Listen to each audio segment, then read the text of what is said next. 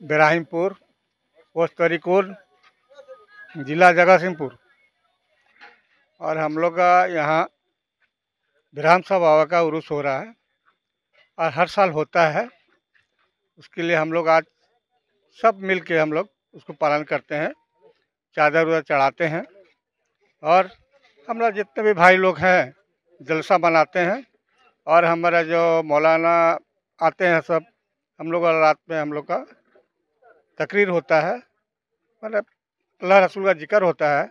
उसमें हम लोग उसका खुश होकर कर हम लोग अपना खाना वाना खा कर चले। मो ना हूँ मोहित खान, घर बेरामपुर, पोस्ट तरीकुल, डिस्ट्रिक्ट जगतसिंहपुर।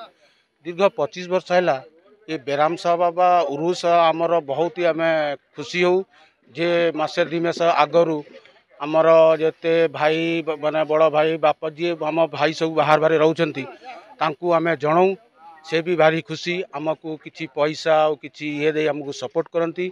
आम समस्ते गाँ को डाकिकी आमर उरुस करूँ, बाबा का चादर पकाऊ आउ समस्त खुशी रे आमर एटा गोटाए आमर खुशी पाई बहुत भल लगे। आम पिला छुआ समस्ते मिसिकी ए खुशी को आम सामिल करूँ, आम भाईचारा एथरे आम ये करूँ, यहीटा ही आमर खुशी, यहीटा ही एटा आम भाईचारा करार। मो ना नईमुद्दीन खां, तरीकुल, बेराहिमपुर आम घर।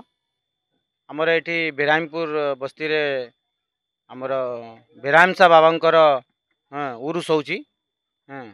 से नहीं कि आम सबू गाँ वाला एकाठी है आम ये उरुसटा पालन करूँ।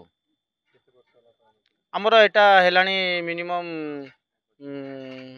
20-25 वर्ष उपरे हेलानी। कार्यक्रम आमर चादर बाहर थिला, आम गाँव रे चादर नहीं कि बुलिलु, पिला माने बड़ मुरबी लोक समस्ते मिसिकी आम चादर चढ़ेलु पिरंग पाखे।